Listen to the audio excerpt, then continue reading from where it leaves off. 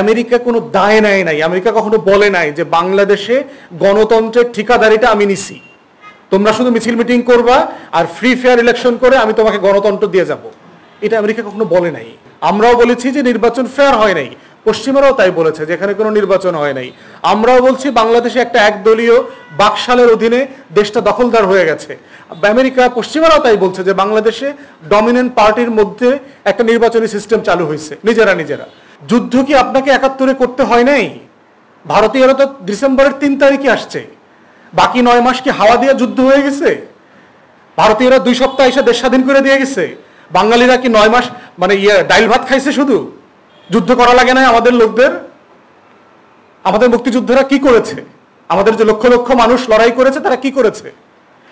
আপনার লড়াই আপনাকে করতে হবে, আপনার যুদ্ধ আপনাকে করতে হবে। আপনাকে আপনার বন্ধু রাষ্ট্ররা, কৌশলগত মিত্র যারা আছে তারা সময়ে সময়ে আপনাকে সাহায্য করবে, পাশে দাঁড়াবে, বক্তব্য বিবৃতি দেবে, টাকা পয়সা দিবে, যে যেভাবে পারে সেভাবে সাহায্য করবে। আপনি যদি স্বাধীন রাষ্ট্রে বাঁচতে চান আপনার স্বাধীনতার মতো করে আচরণ করতে হবে। আপনি যদি পরাধীন থাকতে চান সেটাও ঠিক আছে, বাংলাদেশের মানুষ পরাধীন ছিল না। আমেরিকান এম্বাসি খুলছে কি বাংলাদেশের গণতন্ত্র কায়েমের জন্য ঢাকাতে? পৃথিবীর কোনো এম্বাসি, আমার এম্বাসি যখন আমি লন্ডনে খুলি, আমি ব্রাজিলে খুলি, আমি কেন খুলি? আমার স্বার্থের জন্য আমি খুলি। প্রত্যেক রাষ্ট্র ভিন্ন দেশে ভিয়েনা প্রোটোকল ফলো করে যে রাষ্ট্র দূতাবাসগুলো খোলেন, কেন খোলেন? তার রাষ্ট্রের স্বার্থের জন্য, তার ব্যবসায়িক স্বার্থের জন্য, তার নাগরিকদের স্বার্থের জন্য, তার অর্থনৈতিক সুযোগ সুবিধার জন্য। অতএব আমেরিকার কাজের পরিধিটা আমাদের মানুষের কাছে খুব পরিষ্কার হইতে হবে।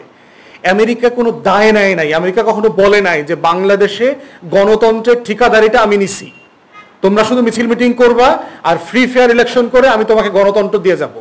এটা আমেরিকা কখনো বলে নাই। আমেরিকা বরাবরই বলেছে ডায়ালগের কথা, সংলাপের কথা বলেছে। পার্টিসগুলোকে নিজেরা আলোচনা করে আপনাদের সমস্যার সমাধান করেন। আপনাদের এই রিপোর্টগুলোও তো আমেরিকা আপনাকে সাহায্য করছে যে আপনার দাবিগুলোর সাথে পৃথিবীর সবচেয়ে বড় পরাশক্তি একমত হচ্ছে। যেগুলো আমরা বলছি তারাও বলছে। আমরাও বলেছি যে নির্বাচন ফেয়ার হয় নাই, পশ্চিমারাও তাই বলেছে যেখানে কোনো নির্বাচন হয় নাই। আমরাও বলছি বাংলাদেশে একটা একদলীয় বাকশালের অধীনে দেশটা দখলদার হয়ে গেছে। আমেরিকা পশ্চিমারাও তাই বলছে যে বাংলাদেশে ডমিনেন্ট পার্টির মধ্যে একটা নির্বাচনী সিস্টেম চালু হয়েছে নিজেরা। অতএব আমাদের এই দায়ের সাথে আমাদের বন্ধু রাষ্ট্রগুলো যারা গণতন্ত্রের পক্ষে আছেন তারা তো একমত হচ্ছেন, কিন্তু লড়াইটা তো আমার।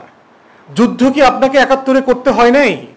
ভারতীয়রা তো ডিসেম্বরের 3 তারিখে আসছে, বাকি 9 মাস কি হাওয়া দিয়ে যুদ্ধ হয়ে গেছে?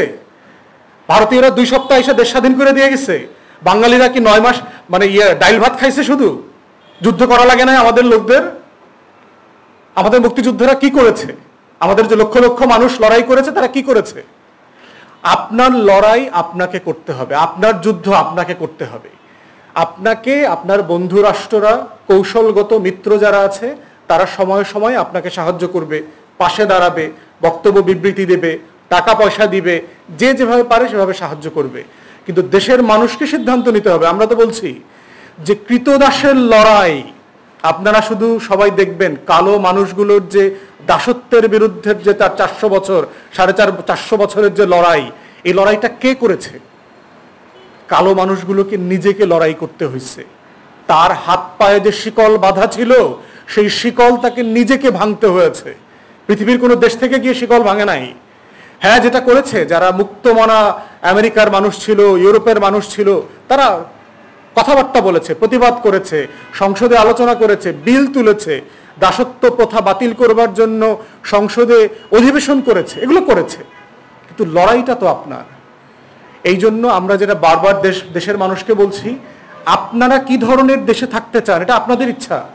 আপনারা যদি বাকশালের অধীনে কৃতদাসের মতো জীবনযাপন করতে চান, ইটস ফাইন, এটা আপনাদের ইচ্ছা। নর্থ কোরিয়াতে মানুষ থাকে না, সিরিয়াতে, মিশরে মানুষ থাকতেছে না, কিউবাতে, বেলারুশে, রাশিয়াতে মানুষ থাকে না, আপনারা থাকবেন।